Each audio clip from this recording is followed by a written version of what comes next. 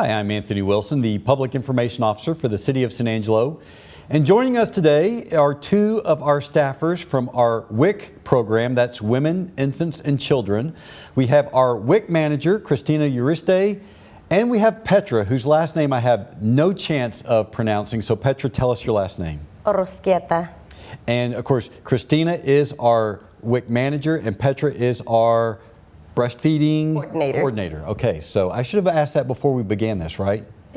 Anyway, so for those people who are unfamiliar with WIC, which again stands for Women, Infants, and Children, I want you, Christina, to explain what the program is and what its mission is. Okay, well, the WIC program, our mission is to provide nutrition, education, and nutritious foods to pregnant women, breastfeeding women, and postpartum women who have had a baby within the past 6 months. So we just provide nutrition education, nutritious foods to help pregnant women to give birth to healthy babies and to get all the vitamins and nutrition that they need while they're pregnant and while they're breastfeeding. So tell us why nutrition is so important, both for expectant mothers, new mothers, and of course, their babies, whether they're infants, babies, or young children. For expectant mothers, nutrition is very important. It helps prevent birth defects. It helps babies, when mothers give birth, it helps them have a good, healthy weight. And for breastfeeding mothers do need extra calories daily in their vitamins, and that's what we help provide. And then for infants, just the nutrition that they need. Once baby turns 6 months, we do give infant cereal and baby foods. But we do promote breastfeeding because it's the best thing that you can give the baby, and it benefits both moms and the babies. And my understanding is that both for babies in the womb and then even shortly after birth, that those are very important years nutritionally that has some long-term impacts on their health even into adulthood. Yes, and like I said, we do promote breastfeeding because it does benefit both moms and babies. And there's a lot of good benefits to breastfeeding. It reduces the chance of breast cancer for mothers. It reduces illnesses for infants. And there's a lot of good benefits. I can ask Petra to state some of the benefits that breastfeeding. Why don't you go ahead and do that, Petra? So there are many, many benefits towards breastfeeding. First of all, I really love to make sure that women out there, they do know that proper care during their pregnancy is really important. We normally like to start off with their OB-GYNs to make sure that they're educating the mothers about breastfeeding, because when you're first pregnant, not many mothers know about feeding their infant. A lot of the benefits about it is that, yes, it does help the brain growth. It also helps the heart rate, especially if you're doing skin-to-skin care. That's something practiced in both hospitals now here in San Angelo. We actually are designated Text 10-step at both hospitals, our birthing hospitals here. And just the benefits about breastfeeding alone, it's so amazing, it's remarkable just due to the fact that mothers, after they have their babies, sometimes it helps with that post-bleeding. That way they don't hemorrhage out. A lot of times whenever the baby's nursing, just that helps the baby regulate that temperature and the heart rate.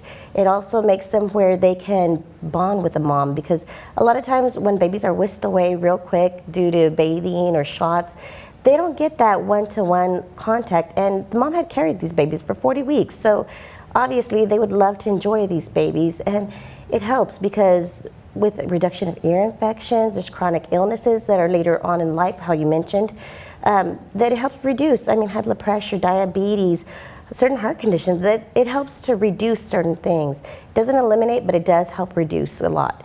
And for a mother to be able to breastfeed, especially if she's insulin dependent, it actually reduces that insulin intake in some of these mothers. A lot of moms love the weight loss portion of it. So there are so many things to attribute to breastfeeding. And I really, me as a mother and have breastfed all 4 of my children, I really do notice the difference that they would have probably been really sick later on in life if they had not have gotten breast milk. So I'm very fortunate and lucky to be able to be a part of this program, because I know back in the day they didn't provide these services, but we provide an array of services for these mothers. And I just want more families and mothers to be aware of our program and to be aware of what we do. Back in the day, they used to not offer 24-hour on-call services, and we provide that, especially to our WIC mothers, free of charge. And so we're going to get into some of those services in a little bit. But we've been talking about mothers. Does the program serve mothers exclusively, or does it also help fathers who may be raising children or even grandparents? Yes, we do have fathers that apply for services if they have custody of their children. Grandparents, we see a lot of grandparents coming in because they do have custody. Any foster parent automatically qualifies.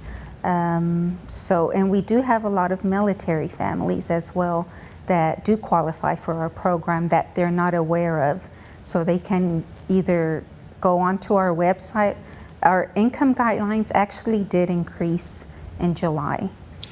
And so you mentioned that foster parents, for instance, automatically qualify. What are the guidelines generally for qualifying for WIC services?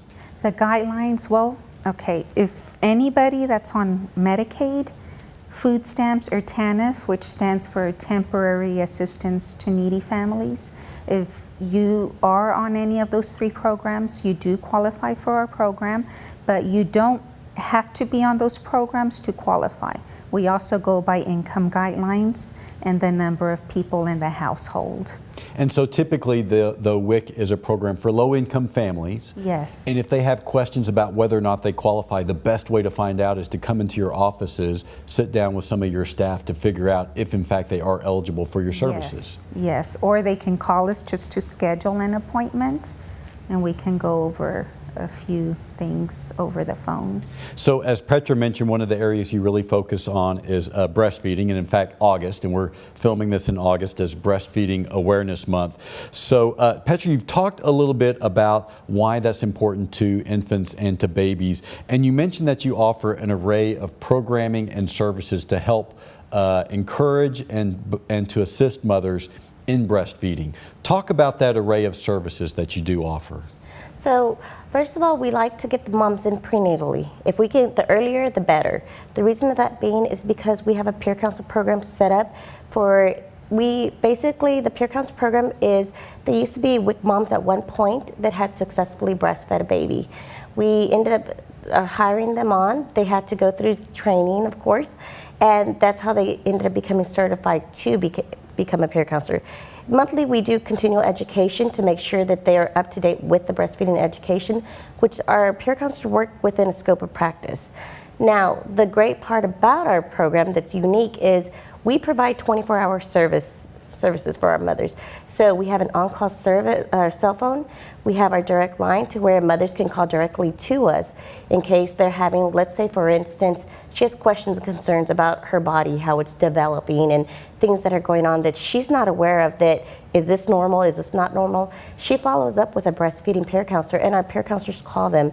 If there are concerns, we follow up within 24 hours to make sure that it's been addressed and that it's taken care of. Now, after the mothers have their babies, we have a pump program, so that way if they're on the WIC program, if they weren't able to get a pump through their insurance provider, we can help out with that as well. We also offer services as in like engorgement treatment. If it's just regular, not really intense engorgement, our peer counselors are able to help out with that. I am an international board certified lactation consultant, but I'm also a full-time peer counselor as well, so many hats. But in our services, what we provide is, if I do have, like for instance, a mother that delivered prematurely, and she comes to add baby onto the program and needs help with latching, positioning, I am qualified and able to assist her to begin with, and then I have my peer counselors continue to follow up with her, and they walk alongside our mothers. So August is a World Breastfeeding Month celebration. And we celebrate all year long because it never stops. It's a continual thing. And this is something we really want our mothers to help give that life-sustaining substance to these babies, because it sustains them. It's designed especially for their needs. It's tailored, it changes every day. As the mother grows, the baby's growing and developing, that breast milk changes. Formula really doesn't change that much, but the good thing is it does help them out as well too. And in the fact that if there's not available a breast milk or there's a medical need to supplement, then yes, the WIC program helps out with a lot of different factors in those areas. We do engorgement treatment, we do latching, positioning. Some babies, they're not really aware on how to suck at the breast. We do some suck training. We have different devices that we work with mothers if the need arises. We normally like to do things more natural, where just let's go back to the basics, bring baby to breast. If we're able to do that and get moms to do that, we cut out a lot of that stress. As a new mom, they have enough stress of having a newborn that's crying and upset. 1, 2, or 3 o'clock in the morning when mom's the only one awake, sometimes they need that extra support, just someone to talk to. And we're there for them. We provide that as well. So with the array of services that you do offer, our WIC program recently got some national recognition. Tell us how and why our program was recognized. Yes, that one is a national award. We are so excited about that. I just can't believe we actually got it. I'm so excited about it. We had to actually have all our staff kick into gear. We had to get everybody trained and educated, make sure that they are aware of our Growing Glow Loving Support award. We did it's basically like modules and educational training that I had to go through with our staff members for them to be able to complete that.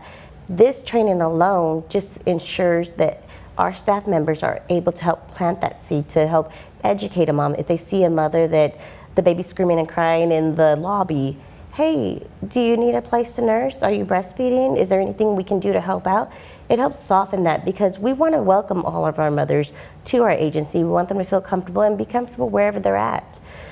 So that was part of it, is getting all the staff members educated. And not just our local staff, but our satellite clinics as well.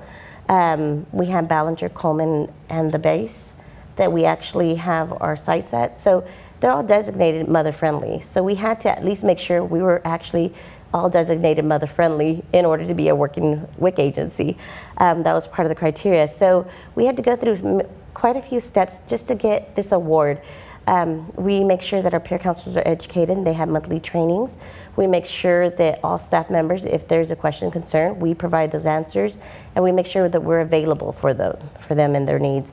A lot of the things is things we had to have in place. We had to have scope of practice, where our peer counselors stop and where our IBCLCs or certified authorities or CAs come in, and where our referral system is. We have to make sure that we are communicating with physicians, or with making sure the mothers know, hey, okay, this is going on, so the next step is to send mothers to the proper person that can help out.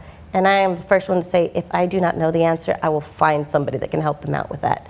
So part of our award came from being able to have policies in place, being able to have certain scope of practices in place, and being able to provide that services that the mothers need, and for free of charge. I mean, we do all this for our mothers to make sure that they have the proper upbringing for these babies and the best start we can help them out with.